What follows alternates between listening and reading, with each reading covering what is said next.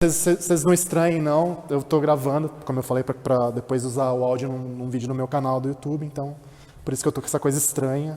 Não são mensagens místicas dos elfos da floresta que eu estou recebendo aqui no ouvido. Obrigado, professora Márcia, pelo convite. É um prazer ter a Claudinha, amiga de longa data aqui em São Carlense, junto conosco.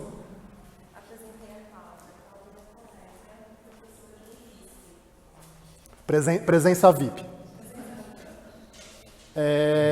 Bom, eu vou tentar dar uma visão geral para vocês dos desafios que a gente tem para traduzir Tolkien. Eu tendo a falar meio rápido, meio atropelado. Depois a gente tira todas as dúvidas que vocês quiserem. Só para me situar inicialmente, quem aqui já leu O Senhor dos Anéis? Tá. Quem já leu O Hobbit? Ok. O Silmarillion? Tá. E quem já leu algum dos três em inglês? Tá, todo mundo só em português até hoje. Beleza. Só para ter um pouco de... As citações estão em inglês que eu usei na apresentação, mas qualquer coisa eu tento traduzir enquanto a coisa rola. Vamos lá. Bom, então, esqueminha rápido. Eu vou falar um pouquinho do meu trabalho acadêmico, o que eu fiz no mestrado e do doutorado com Tolkien. Dar uma visão geral para vocês do nosso projeto de tradução da HarperCollins Brasil, que é a nova casa editorial do Tolkien no Brasil, o que a gente está tentando fazer, e discutir alguns probleminhas técnicos de descabelar o cabelo de careca, que a obra do Tolkien apresenta. Talvez fique um pouco técnico demais, mas de repente pode ser interessante para vocês. Vamos lá. Então, o meu mestrado foi esse projeto que eu chamei de Árvore das Histórias. Não é à toa, já explico por quê. Que foi uma proposta de tradução, um negócio bem prático, né? Foi uma tradução comentada, a minha dissertação, desse livro chamado Tree and Leaf, que na época não tinha nenhuma edição no Brasil. Depois saiu Árvore e Folha, mas não é a mesma edição que eu usei. Faltou algumas coisinhas na edição que acabou saindo. Esse livro é interessante pelo seguinte, ele tem um texto teórico, que é o On Fairy Stories, sobre histórias de fadas e não contos. O Tolkien não gostava de falar, tinha essa mania de não gostar de fairy tales, de contos de fadas, ele gostava de histórias de fadas. Por isso que eu usei a árvore das histórias. E como ele mistura, ele faz a distinção entre tale, story, history, um monte de coisa. Nesse ensaio, eu acabei usando história, embora não esteja muito no uso em português hoje em dia. Então tem esse texto teórico, que é a visão do Tolkien sobre o que são histórias de fadas, qual a função delas, por que elas são importantes, o que elas mexem com a natureza humana, assim, da maneira mais profunda. Tem um epílogo do texto que é quase não é religioso, quase, né? Ele coloca muito da questão do catolicismo dele, da fé cristã dele, e como é que isso se expressa na mitologia, nos contos de fadas, histórias de fadas, perdão. Tem um conto, que é o Leaf by Niggle, que ficou depois Folha de Migalha, vai ficar agora na nossa versão nova Folha de Cisco, que é a sugestão que eu dei na minha tradução, que é meio que ele colocando em prática tudo isso, em forma de conto. E tem dois poemas, que é o Mythopia, ou Mitopeia, que é basicamente o argumento do ensaio em forma poética, pentâmetros iâmbicos, né, que ficou decassílabo em português. E tem um poema que é o Homecoming of Beorhtnoth, que é bem medieval, parece muito com o Beowulf, na verdade, ou com a Batalha de Maldon, que é outro poema inglês medieval bem conhecido para quem mexe com anglo-saxão, e ele meio que faz um diálogo com essa tradição de maneira meio irônica, é bem interessante. Esse último poema é que não saiu na edição do Árvore e Folha que existe em português. E o meu doutorado foi mais maluco ainda do ponto de vista teórico, que esse aí, essa frase do Senhor dos Anéis, é um trechinho do Senhor dos Anéis, with many voices and in many tongues, com muitas vozes em muitas línguas. Pseudotradução, autorrefração e profundidade cultural. Já vou explicar agora o que é isso no próximo slide. Então é o seguinte, pseudotradução é aquele procedimento clássico que a gente já vê em Dom Quixote, a gente vê hoje o Nome da Rosa, e na verdade volta até lá para a tradição das novelas de cavalaria.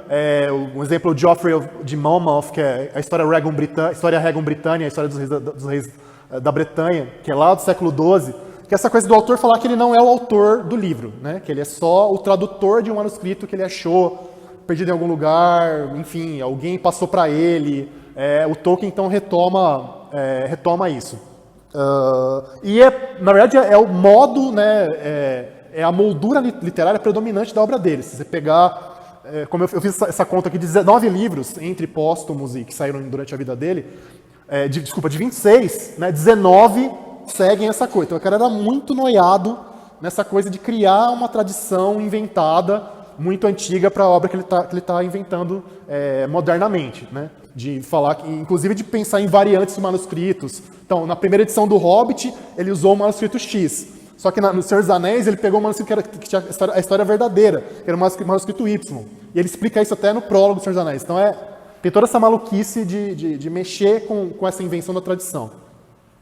E tem o lance que eu chamo de autorrefração, isso aí fui eu que inventei, né? A única contribuição original do doutorado provavelmente foi isso.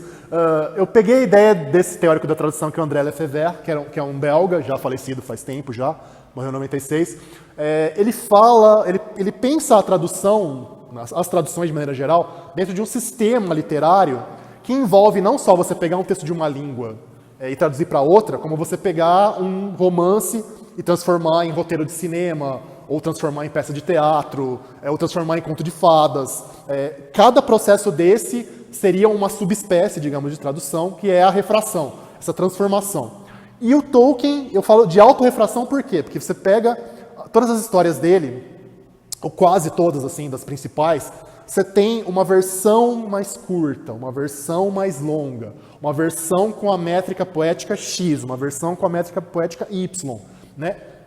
Essa gama de transformações que o cara vai fazendo, que em parte são só revisões, e de outras maneiras não, são realmente versões que coexistem naquele mundo imaginado dele, tá?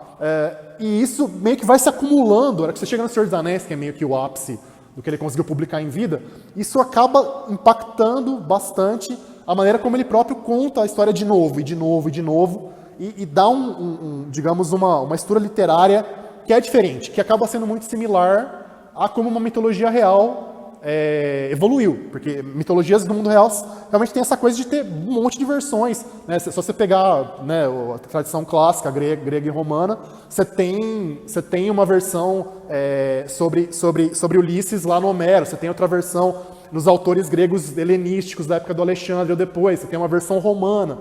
Então, tudo isso ele acaba fazendo no tempo de vida dele apenas, que é muito louco, né?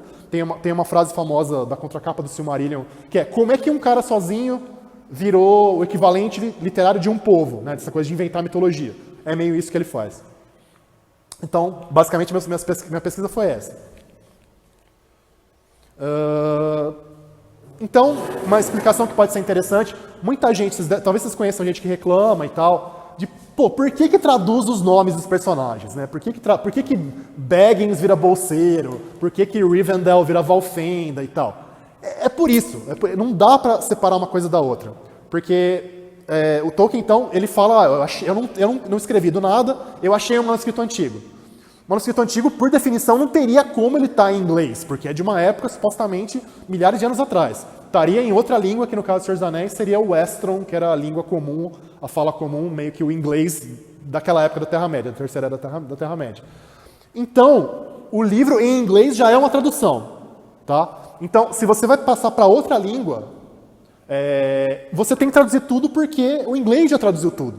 A lógica é meio inescapável. Quando começaram a sair as primeiras traduções do Tolkien, ele chegou a reclamar, originalmente acho que eram traduções holandesas, suecas, ele chegou a reclamar que estavam traduzindo. Mas quando ele parou para pensar, ele viu que a lógica interna meio que forçava esse fato da tradução, não tinha como escapar. E, portanto, por isso que a gente traduz o que está em inglês, já é tradução, portanto, na língua de chegada, na língua fora do inglês, tem que ficar traduzido também. Tá? A lógica é essa, e o Tolkien acabou deixando instruções formais disso. É um documento que o pessoal costuma chamar de Guide of the Names to the Lord of the Rings. Depois virou Nomenclature to the Lord of the Rings.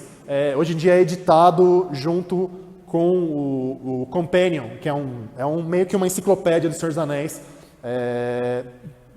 Então, não tem tudo, não tem todos os nomes, porque é muita coisa, mas tem uma quantidade grande ali, sobrenomes, toponímia, né, nomes de lugares, tudo aqui bem explicadinho. Qual a raiz que ele usou, se é arcaico, se é dialetal ou não, e como é que seria a melhor maneira de o tradutor pegar. ele pensando mais em língua germânica, né, mas dá para usar isso para o português também. Ok, adelante. Então, aí minha perspectiva mais pessoal, assim, sobre o rolo todo. Eu acho que para fazer isso direito, para fazer seguindo as orientações que o Tolkien deixou, primeiro a gente tem que deixar de lado essa coisa da invisibilidade do tradutor. Essa é uma ideia que vem de um teórico da tradução, que não sei se vocês conhecem, o Lawrence Venuti. Essa coisa do tradutor meio que se esconder, de não aparecer a intervenção dele. Quanto mais um texto flui na língua traduzida, quer dizer que melhora a tradução, tal. Eu acho que não. Tradução veio de outra língua, não adianta. Não adianta. Se você quiser falsear isso, na verdade você está falseando o próprio texto original, né? Então, eu acho que tem espaço para fazer a coisa com uma estranheza que é natural do processo de tradução. Acho que o que eu chamo de primado da forma e da visão filológica é um pouco essa coisa de seguir à risca essa visão do Tolkien, que era um cara que enxergava palavras como estalagmites, né? Ou talvez como fósseis ou como árvores, que tem esse processo histórico de formação, de crescimento, de mudança, e que você olha primeiro para a origem, para depois pensar no que você tem hoje. É uma coisa que eu tento trazer, pensando, por exemplo, se você tem um equivalente etimológico da palavra em português, que tem uma relação de origem, sendo línguas que, bem ou mal, o português e o inglês têm uma origem lá atrás, e também o inglês recebeu muita influência do francês, então tem mais essa proximidade. Quando dá para usar, é melhor usar. Tal. E também essa coisa do texto do Tolkien ser estranho. É um texto esquisito, em muitos casos, pelo menos. Tá? As pessoas, às vezes, reclamam um pouco da dificuldade, o que a gente tem visto nessa tradução nova, às vezes as pessoas sentem isso, mas é um texto que deliberadamente ele pega, então, essa coisa do dialeto, essa coisa de coisas mais antigas do inglês mesmo, seja em vocabulário, seja em sintaxe. Então, se você faz um texto traduzido do Tolkien muito facinho de ler, tem alguma coisa errada. É para dar trabalho um pouco, porque em inglês dá trabalho. Tá? As pessoas têm que pegar o dicionário e ir atrás da palavra em inglês também. Então, em português tem que ser, de certa maneira, do mesmo jeito. E é engraçado, porque às vezes umas coisas bobas, assim, né? O Tolkien tem uma coisa de usar o most de um jeito que não é bem o do inglês moderno, que é meio que um muito, muito, assim, sei lá, é uma coisa mais intensificada, mas só junto com o adjetivo e tal. E eu acabei usando mui, né? M-U-I, nessa tradução da Queda de Gondolin.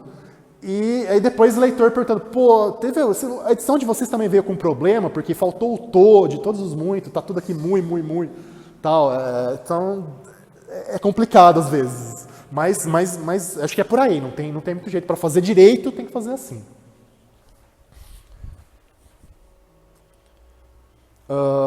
Para isso, não dá para ser um trabalho de uma pessoa só. A ideia do Samuel Coto, que é o chefe, o gerente editorial lá da Harper, que é um grande fã de Tolkien e está tocando o projeto, gerenciando o projeto todo, ele já mexeu muito com tradução de Bíblia, porque ele fazia parte ainda faz parte da Thomas Nelson, que é o selo cristão da editora. Então ele quis fazer um conceito de tradução como se faz conceito de tradução para textos bíblicos. Então juntou essa galera, quem manda e tem dinheiro, obviamente, é o Saruman. Eu que estou aqui na roça sou o Radagast. Tem o Ronald Kirmse, que é um cara que já é tradutor muito antigo de Tolkien no Brasil, traduziu essa biografia, os dois textos biográficos aí, a biografia e o Dom da Amizade, que está aí com vocês. Ele que traduziu já. Era o cara que fazia o melhor trabalho, eu acho, com tradução de Tolkien até hoje. Ele está traduzindo O Senhor dos Anéis agora, eu acho que ele está no começo das Duas Torres, se não me engano. O Gabriel Brum, que tinha traduzido as cartas do Tolkien, que é um negócio super importante também para entender a obra.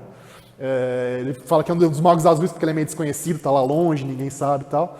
E a ideia é traduzir a obra inteirinha, tudo, uma coisa que ninguém tinha feito no Brasil, em 7 anos. Vamos ver se a gente cumpre. Então, eu acho que a gente está indo bem, porque está rolando rápido, relativamente. Mas, sim, o principal são os 12 volumes do History of Middle-earth, História da Terra-média, que é muita coisa, é muito complexo, porque é versão atrás de versão atrás de versão. Vai dar trabalho. E a questão do conselho é justamente para a gente tentar padronizar nomenclatura, lógica, decisões que façam sentido de acordo com essas instruções que o próprio Tolkien deixou e com essa visão de fazer uma coisa que reflita realmente o texto dele. Vamos ver se a gente consegue. Ok. Então, algumas coisinhas legais que eu acho que é bom pontuar para quem está pensando em ler mais de perto, entender um pouquinho melhor e que acaba influenciando para a gente traduzir. Uma coisa muito importante, em especial nos textos da Primeira Era, que o Tolkien chama de Primeira Era, que é o Silmarillion. Então, se a gente pensar, o Senhor dos Anéis acontece no final da Terceira Era, tá? A Terceira Era durou mais ou menos 3.000 anos. Aí você volta para a Segunda Era, teve mais 3.000 anos. Aí você volta para a Primeira Era, quer dizer, o que está acontecendo 6.000 anos, pelo menos, ou mais, antes do Senhor dos Anéis, no mundo inventado, é essa coisa da Primeira Era, que é a época da criação do mundo, onde os deuses ou anjos, são uma coisa meio misturada, os Valar, né, estão lá em ação no mundo e tal, e realmente tem uma influência pesada bíblica, tem de outras mitologias também, mitologia nórdica principalmente, mas tem essa coisa bíblica, e linguisticamente, na maneira como Tolkien constrói as frases, o jeito de falar do Silmarillion mesmo é muito a da King James Bible, da Bíblia clássica inglesa, né? Então, um exemplozinho bem rápido para vocês terem uma pequena noção, tá?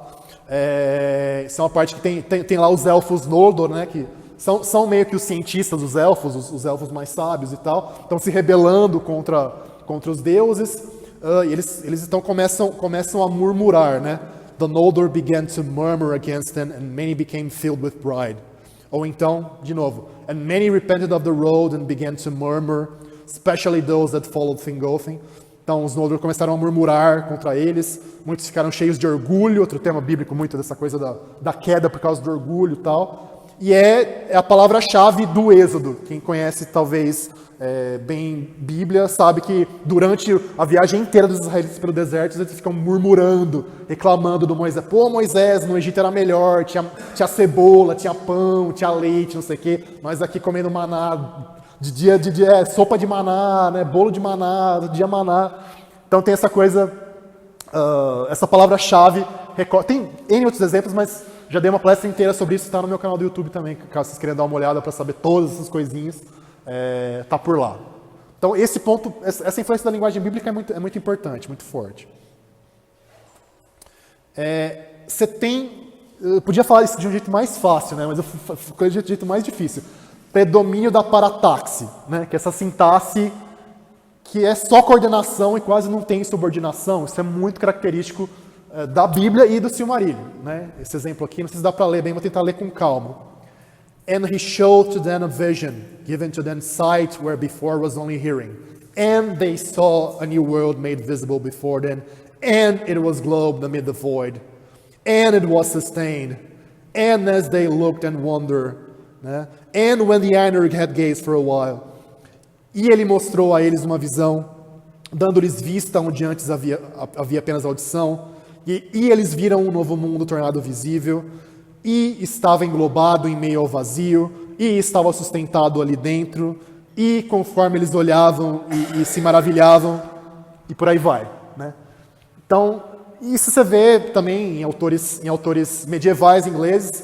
Quem um dia puder, eu acho que vale muito a pena, dá trabalho, mas vale a pena, o Thomas Malory, né, que é talvez o último estágio da novela de cavalaria em língua inglesa, é bem assim e tal, outros autores medievais do final da Idade Média. Então, aí você vai traduzir, mas se não quebrar vai ficar chato, vai ficar uma coisa... Mas o texto é esse. Se você traduzir cortando os es, você vai estar falseando o texto original, não tem jeito. Deixa eu ver quanto tempo eu já gastei. Não tanto. Tem também uma coisa óbvia, o gosto pelas inversões sintáticas. O Tolkien era meio tarado da inversão sintática, tá? Ele chegou a brigar com um leitor que escreveu para ele na época que o Senhor dos Anéis estava saindo. Acho que tinha saído só um volume do Senhor dos Anéis, ou 2 talvez. E o autor, esse leitor reclama com ele, falando, isso aqui tá falso, arcaísmo e tal. Foi uma arrogância, porque o cara que mais sabia de arcaísmo verdadeiro da língua inglesa naquela época era o Tolkien. Então, aquilo lá era coisa legítima. E o Tolkien meio que fala, o inglês precisa recuperar o mais rápido possível essa capacidade de inverter a ordem das palavras para ênfase, para estilo, tal. Essa coisa tudo quadradinha, eu acho um empobrecimento da linguagem moderna. Então, aqui no nosso exemplo, que também é do Silmarillion, o anterior é Silmarillion, esse também é Silmarillion. Too great is her beauty to be declared in the words of men or of elves. For the light of Ilúvatar é Deus, tá, gente? Lives still in her face. In light is her power and her joy. Out of the deeps of air she came to the aid of Manwë. Então, ele gosta muito de colocar o objeto na frente. Então, ou no caso aqui, né, predicado. Grande demais é a beleza dela para ser declarada nas palavras de homens ou elfos.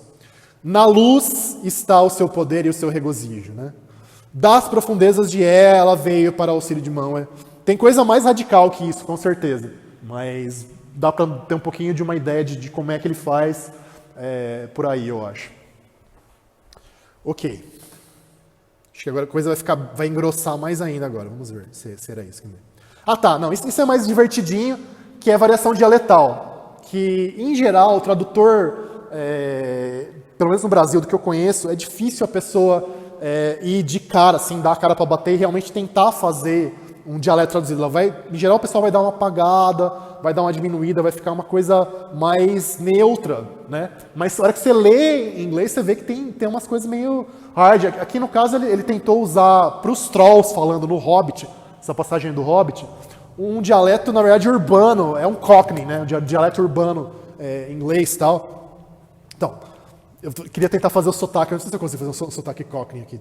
Não vai dar. Mas, modern yesterday, modern today, and blimey if it don't look like modern again tomorrow.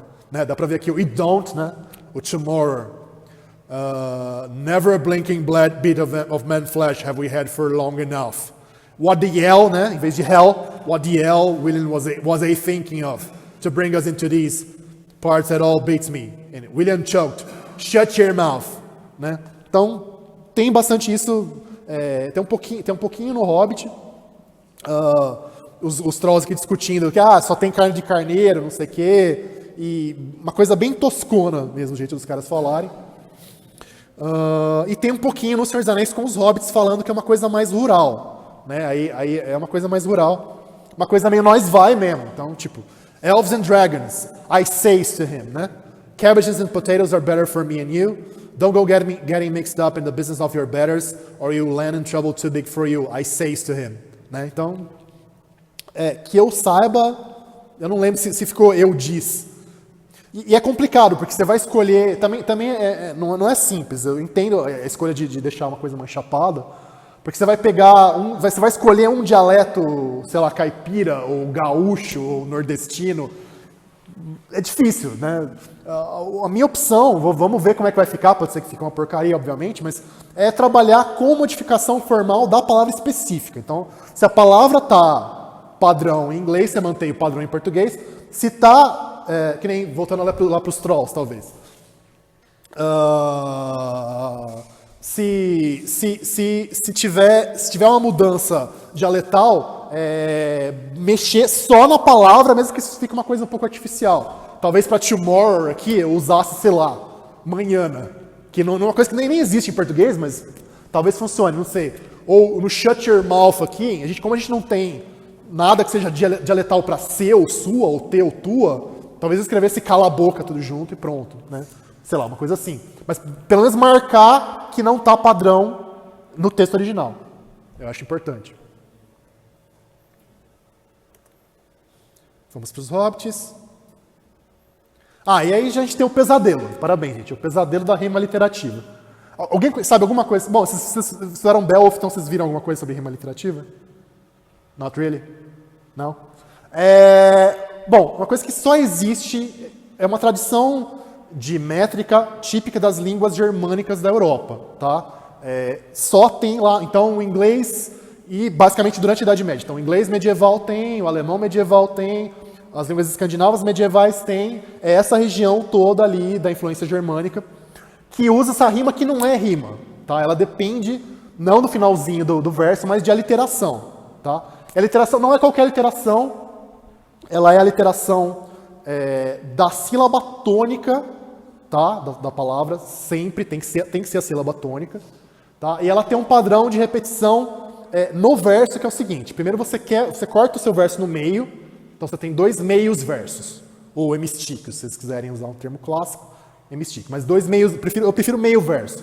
Tá? Então você tem que ter essa literação, ou seja, o mesmo som consonantal ou de vogal na sílaba tônica, na primeira metade, no primeiro meio verso, o verso daqui, você tem que ter pode ser 1 ou 2, tá? Aliterando, e no segundo meio verso, 1, só pode ser 1, tá? E em geral nas palavras que são fortes, entre aspas, então é basicamente substantivo, adjetivo, a coisa que carrega o principal conteúdo semântico do verso, tá? E tem esses padrões que você tem que mexer, você tem que brincar com esses padrões básicos aqui, tá?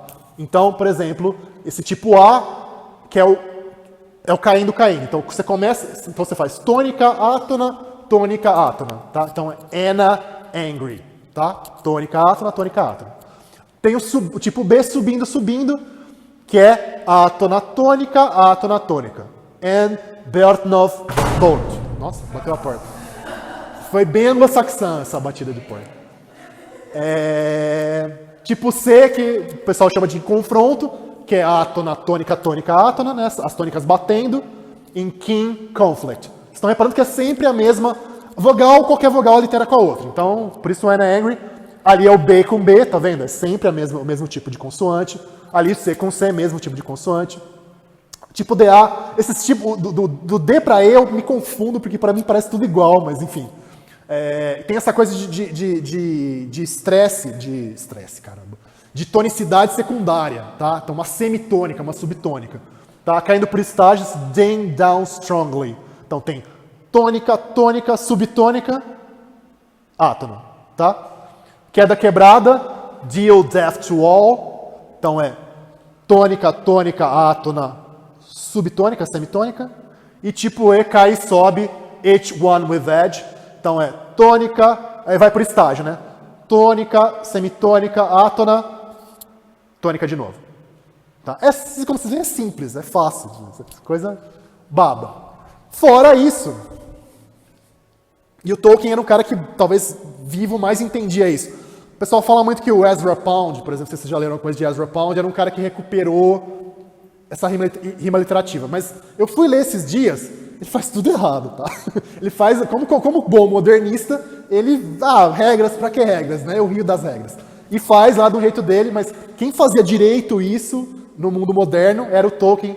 Talvez o Alden, eu preciso ver as coisas que o Alden fazia, talvez o Alden tenha mexido com isso, não tenho certeza agora. Então, não contente com isso, tem as variantes, tá?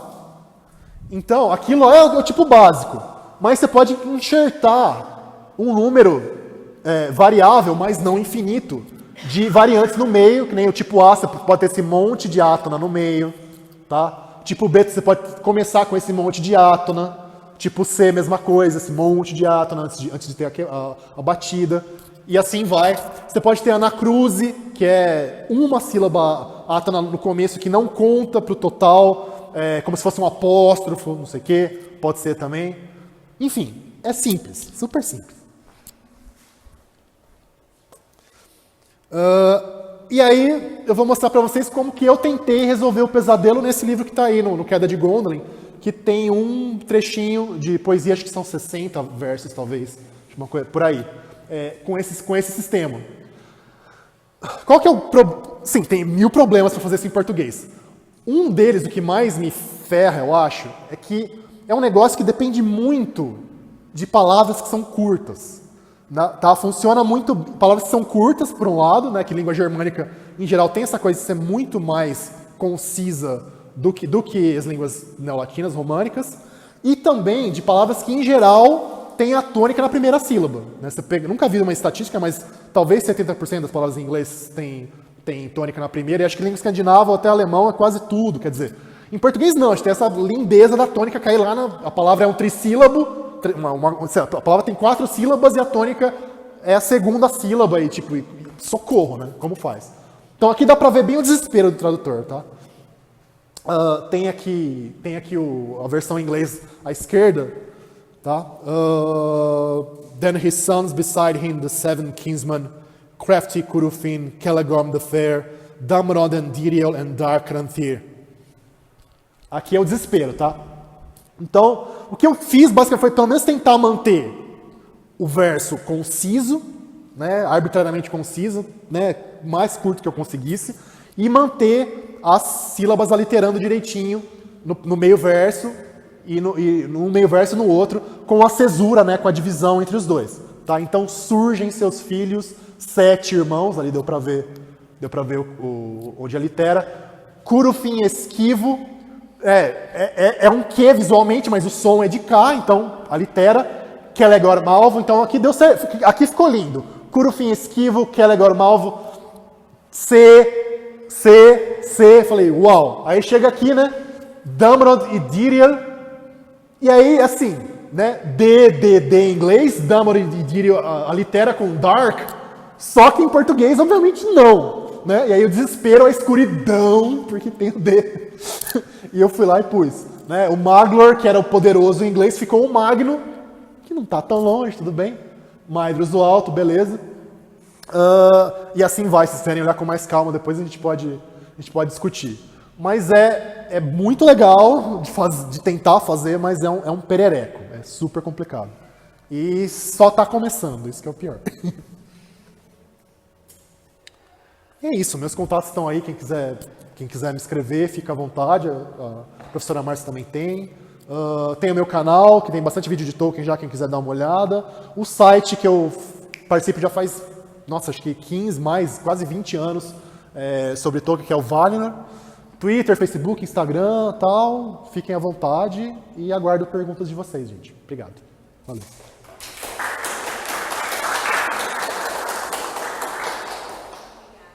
Quanto tempo eu falei? Meia hora? E como eu disse, eu sei tudo e sou muito modesto, então manda ver. Ou sei lá, às vezes foi chato também. Mas todo mundo vai embora pra casa. Nada. Nada.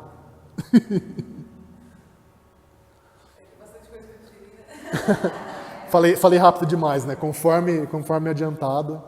A gente não trabalhou com uma literação no tempo, né? Tá. A gente não chegou a entrar quando a gente na outra disciplina, né? Mas a gente comentou da literação como a tradição da oralidade, né? Sim, com certeza. Mas a gente não chegou a fazer nenhum trabalho assim mais a fundo linguístico com relação à literação. É uma poesia meio de tipo homérico, né? De você usar, né, as frases formulaicas, que é o que permite que o poeta oral vá amarrando e tal. Tem bem isso. A gente não chegou a entrar nesse... E até seria um trabalho interessante pra gente fazer com o Bill. Se quiserem ficar malucos, é ótimo. Se vocês quiserem pular da ponte, lindo. Eu achei que, ouvindo você falar da produção que você está fazendo, me marcou mais ainda a questão do Tolkien ser um linguista, né? Porque Sim. é um trabalho de linguagem, assim, na produção do texto, que é... E aí o tradutor tem que lidar com isso. Eu nunca tinha parado para pensar nessa questão. Não, questão poética é... E ele gostava de brincar com métrica muito. Se você começar a olhar... Todo mundo fala que o Tolkien não era um grande poeta, mas era um poeta muito habilidoso do ponto de vista formal. E cada um é uma brincadeirinha métrica diferente, uma bossa ali e tal. O Hobbit que eu estou fazendo agora... Essa é uma coisa que eu não falei. Eu já fiz o Casa de Gondolin, fiz o Silmarillion, estou fazendo o Hobbit. Hobbit, um monte de tava falando pra Márcia até, um monte de brincadeira com onomatopeia, né, ou uma coisa mais lúdica ali. O cara gostava dessa coisa. E de fazer várias versões também dos poemas, então é meio doido. Mas eu achei muito curioso essa linguagem que remete à linguagem da Bíblia, porque quando a gente lê, por exemplo, eu li esses livros quando eu tinha 17 anos, na verdade. Tá. E aí você tem a primeira camada de leitura, que você lê mais a historinha, e você não para pensar nisso. Eu achei fantástico, eu nunca tinha pensado nesse ponto de vista linguístico. Não, e tem muito. Fica muito claro que segue, né, um modelo semelhante. Ele criou línguas, né? Várias, né? A estatística muda um pouquinho, mas é pelo menos entre 10 e 12 línguas.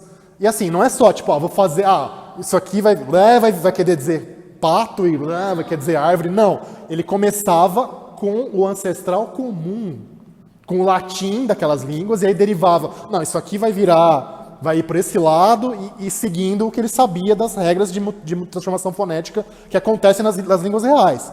Tá, né? Então, obviamente com inspiração em línguas do mundo real e tal, mas não é só criar um negócio pronto, mas é pensar de novo o lance da estrutura histórica, de enxergar a coisa como árvore crescendo, como estalagmite, de pensar lá do fundo até o alto. Né? E eu acho que você perguntou no começo quem tinha lido os livros, né? Mas aí, quem assistiu os filmes? Sim, faltou perguntar isso. E daí tem aquela comparação aqui, né? Que a gente pode fazer entre o livro e o filme, né? Talvez você pudesse falar um pouco o que você acha, Reinaldo, dos filmes e comparando o seu conhecimento. Eu não me considero um fã, assim, xiita do ponto de vista de querer matar diretor, nem nada. Eu acho o seguinte, o Senhor dos Anéis, ele conseguiu manter, digamos, o espírito geral, a essência do livro, assim, com alguns desvios que eu acho que são perdoáveis, mas é um pouco aquela coisa de não confiar muito na inteligência do público, assim, né, de apagar um pouco a complexidade da história, porque realmente é muito complicado, tem um monte de entrelaçamento de personagem e trama, às vezes pistazinhas que aparecem no começo da trama, depois desabrocham, e no filme o pessoal é mais, né, blunt, assim, né, tipo, explica logo, porque senão a burraiada não vai entender, e pronto. E no Hobbit, isso no Senhor dos Anéis ficou ok. Nos filmes do Hobbit, infelizmente, saiu dos trilhos e virou videogame, né. Tem uma cena que até quando eu fiz a resenha pro filme na Folha, pro último filme, eu acho que a cena é um microcosmo do que o cara fez com o Hobbit. Tem uma cena que tem um troll, parece um troll enorme, assim, tal, vem andando, ele pega e bate a cabeça no muro, assim, e o muro cai e ele cai desmaiado pro outro lado. Tipo, pra que isso, né? Essa abordagem que nem um troll, né? Vamos fazer uma coisa aqui totalmente sem sutileza nenhuma e... É um pouco isso.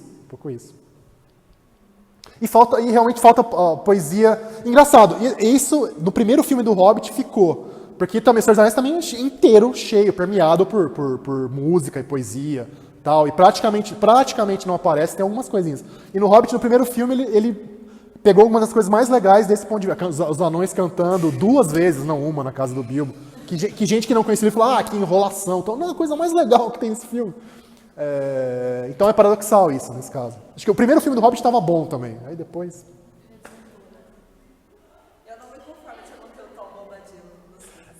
Mas Tom Bombadil, acho que todo mundo já esperava que não tivesse, porque é um personagem muito difícil, né?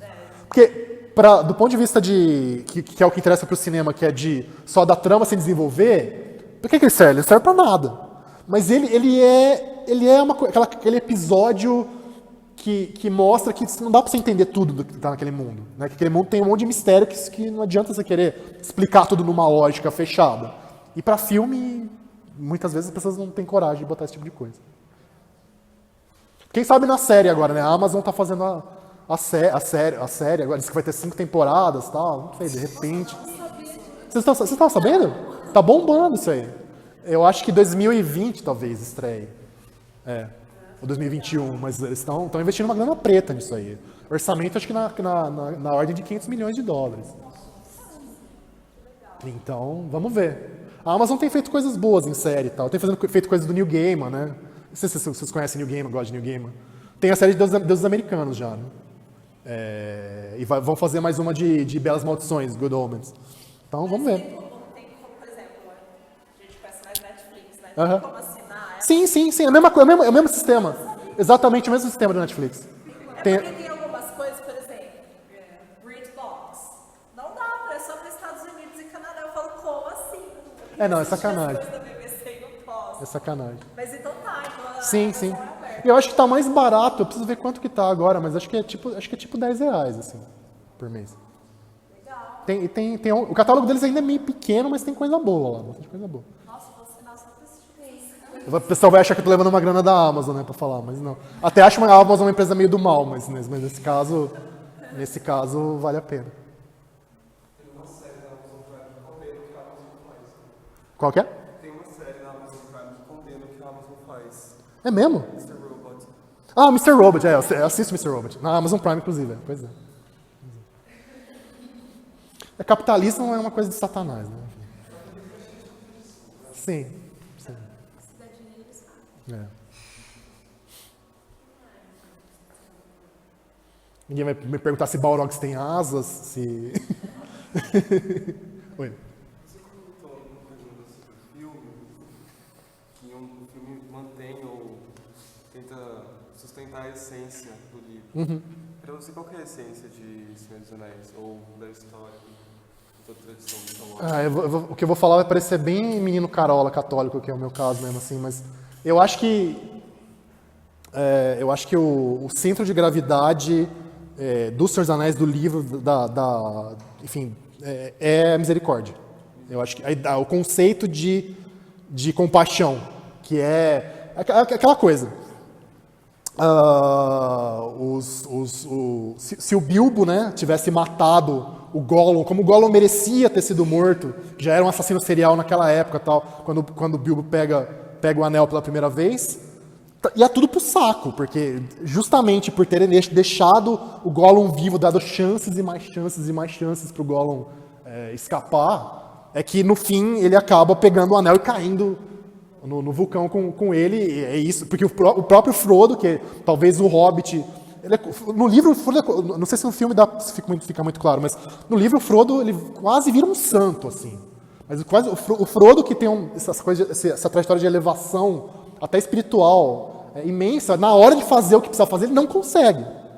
A ideia de que com esse tipo de coisa, que é o poder basicamente, né, não dá para confiar em ninguém nisso. Mas só que a misericórdia, a compaixão que o Bilbo teve lá atrás, e que o Frodo teve, que o Sam teve, repetidas vezes, o Aragorn teve, os Elfos tiveram com o Gollum, é que permite que no fim das contas o inferno não se instale na Terra. Então, para mim, esse é o centro de gravidade da obra inteira, e acho que do Senhor dos Anéis, principalmente.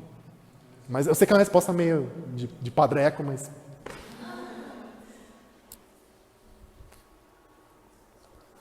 Mais nada? Não sei o que perguntar. Todo mundo cansado. Eu estava vendo assim, as análises linguísticas para poder também fazer a tradução e eu estava pensando assim, cara, que loucura, gente. Vocês conseguem. A ideia, a única coisa que eu entendo da tradução é esse negócio absurdo também, de traduzir tudo, né? Os nomes, né? Harry vira Eric, essas coisas. E eu gosto bastante dessa perspectiva, assim. Só que quando você começou a mostrar, assim, tipo, tentando preservar de formas diferentes, eu fico pensando como desenvolver essa habilidade em nós, assim, que estamos estudando. É intimidade com o texto mesmo. Não tem muita mágica. É você bater a cabeça na parede. Quando eu comecei a traduzir poesia, na época do mestrado, tinha hora que eu queria sair correndo, assim, pela rua, sabe, dedo no cu e gritaria. Mas você tem que bater a cabeça no texto. E ter intimidade com o texto. E é engraçado, porque o Silmarillion, por exemplo, que eu acabei de traduzir, quando foi? Final de setembro, eu lia, faz 20 anos, literalmente 20 anos, que eu leio e releio esse livro. Quando eu me botei para traduzir, para valer finalmente, eu comecei a ver coisas que eu nunca tinha visto. Nunca tinha visto. Da coisa da influência bíblica, por exemplo, ecos lá de textos específicos da Bíblia que eu nunca tinha achado no livro, mas estava lá claro, na minha cara. Tanto que eu até mudei a tradução para refletir as traduções mais clássicas da Bíblia em português, porque é exatamente aquilo que está lá. Então, se eu não pegar isso, não ia ficar bom. Então é isso, é meio que você ir para a cama com o livro. Literalmente, quase. Entendi. Também tem esse negócio da intertextualidade, né? Sim. Tem que pegar, pensar, nossa.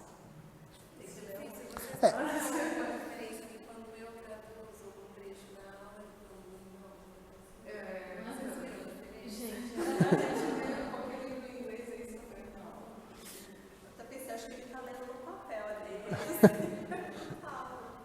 E eu não trouxe a minha tradução oficial da FIFA porque o chefe não deixa.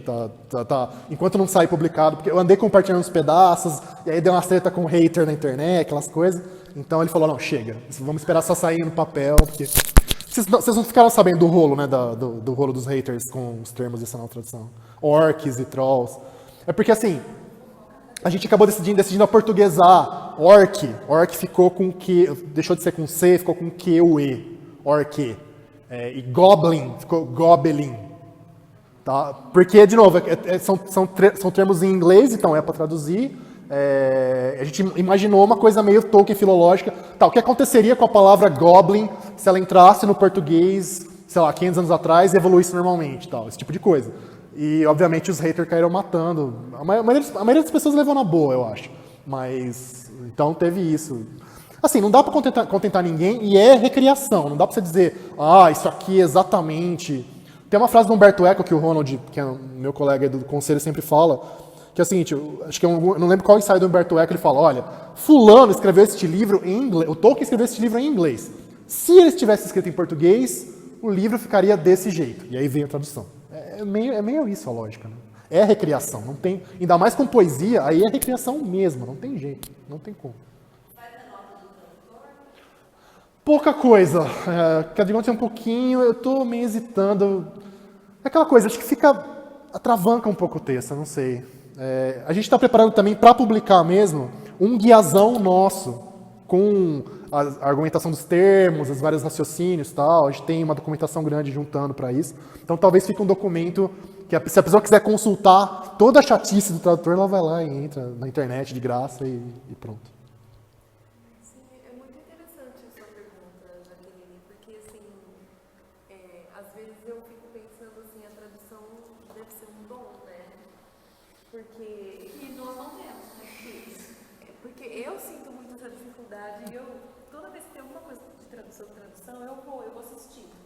Eu vou assistir porque eu quero ver como é que é. Eu fui no mini curso da Maria Cláudia, que ela deu uma jornada, porque assim, eu penso assim, eu sou das letras, mas eu não sei, eu não me imagino nesse mundo da tradução porque eu não consigo ter essa habilidade. Né? Então foi muito legal que você perguntou sobre assim, como é que a gente desperta isso na gente, né? Acho que o tradutor precisa ter algo de poeta, né? De autor. Sim. Eu não sei, eu acho... Engraçado, eu acabo discordando um pouco. Eu acho que é meio a questão de você bater um pouco a cabeça no muro e também... Uma coisa que eu sempre senti em relação às traduções do Tolkien é que às vezes o tradutor às vezes faz o mais difícil. Porque assim, o estilo do autor é esse. A sintaxe dele é essa. Aí, às vezes, tem gente que acha que para a tradução ficar boa, a pessoa tem que ir lá e reconstruir de outro jeito, do jeito que assim vai soar melhor em português. Então, se a sintaxe do autor é essa, você mantém a sintaxe do autor. Tipo, é jogar, falando como se fosse pensando em futebol, joga fácil, né? A bola é para frente, você chuta no gol, você não chuta para o lado. É um pouco isso, às vezes eu acho. Mas, lógico que depende do autor, né? Tolkien é difícil, mas, enfim, traduzir Joyce, né? Mesmo traduzir Shakespeare, enfim, outra coisa. Eu achei bem legal a parte que você explicou da tradução dos nomes. Eu não sabia que o Tolkien tinha uma recomendação quanto a E, cara, isso não entra na cabeça das pessoas, assim, é um desespero, porque toda vez... que feio, bolseiro, não sei o quê. Nome não se traduz. Qualquer idiota sabe que nome não se traduz. Não, filho, senta aqui comigo. Senta aqui no colinho do tio. Olha, fulano. Mas é que nem zumbi, né? Você corta a cabeça de um, brota outro. Mas olha só, aí eu lembrei do Harry Potter, porque no Harry Potter alguns nomes não são traduzidos. Mas, por exemplo, o nome do pai do Harry é traduzido para Thiago Potter. Thiago Potter. Por que será que eles tomaram essa decisão, né? Não, a tradução tá certa. A tradução tá certa. Mas por que Harry e outros nomes não são traduzidos? O problema nesse caso é a inconsistência, né? Tipo, se você tem uma lógica, beleza, você tem essa lógica e se aplica. Por isso que a gente tem até o conselho. A gente tem uma lógica, a gente vai tentar aplicar da maneira mais consistente possível. Mas o problema é que você faz uma coisa, não faz outra e vira bagunça mesmo. Agora eu voltaria para pensar, por que traduz? Porque se Harry não é estranho, James também não vai ser, né? Enfim, é um ambiente moderno, é outra coisa, né? Acho que nesse caso, eu não apostaria em tradução. Game of Thrones, por exemplo, eu acho que faz sentido traduzir. Pela mesma lógica um pouco do Tolkien e tal. Mas... Eu tenho uma pergunta do ponto de vista editorial. Pois não. Como que funciona os direitos, assim, para vocês terem acesso às obras e decidirem fazer a tradução? Qualquer um pode fazer isso? Não, nesse caso, no caso do Tolkien, como ainda tá, os direitos ainda pertencem à família dele, aí eles negociam com as editoras da maneira como eles acharem melhor. Era então da Martins Fontes no Brasil os direitos, só que a HarperCollins, que até pouco tempo atrás não estava no Brasil, já é editora do Tolkien na Inglaterra. Nos Estados Unidos é outra, é a Houghton Mifflin. Então surgiu a ideia pelo Samuel, que é um cara que é fã de Tolkien, de negociar isso com eles e ele conseguiu. Então ficou tudo agora, tudo que for do Tolkien é da Harper no Brasil também, tá? E aí quem é tradutor você ganha, é um freela. Então você faz o serviço, você paga pelo serviço e você assina um contrato de cessão de direitos. Então o texto em português é da editora. Talvez, quem sabe, um dia se eu tiver se meu cacife melhorar, quem sabe eu consigo negociar um pouquinho de para mim. Mas acho muito improvável. Normalmente é essa coisa de freela mesmo, freela pobre. E uma outra pergunta você traduz como fã, né? E, sei lá, eu sou bastante fã de Harry Potter, mas eu teria muita, acho que, dificuldade de traduzir por pegar um ranço, assim, por mais que você releia e reassista os filmes e tal, uma hora você acaba pegando uma implicância. Rolou isso com você? Não, nunca rolou. Na verdade, assim, o meu impulso como fã para traduzir é que eu achava que, em muitos casos, o trabalho que existia não era satisfatório. Então, me deu mais gana, na verdade, como fã, de tipo, agora eu vou fazer essa porcaria direito. Não que fosse errado, quer dizer, médio, não sei se vocês conhecem a história do Senhor dos Anéis. Na verdade, a edição que tem hoje tem um monte de página faltando.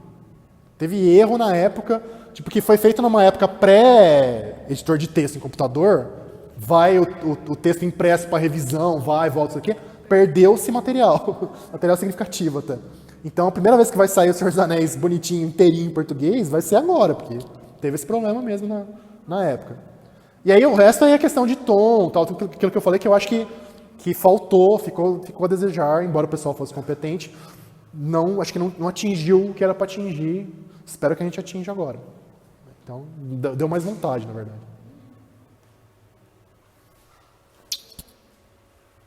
Beleza, então? Todo mundo quer ir para casa, dormir cedo?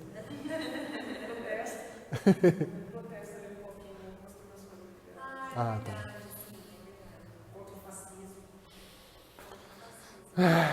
Esse jogo a gente já perdeu, infelizmente, gente. Rezar para os 4 anos que vierem não serem ruins demais, mas já tá bom já. Então é isso, obrigado, gente. Valeu.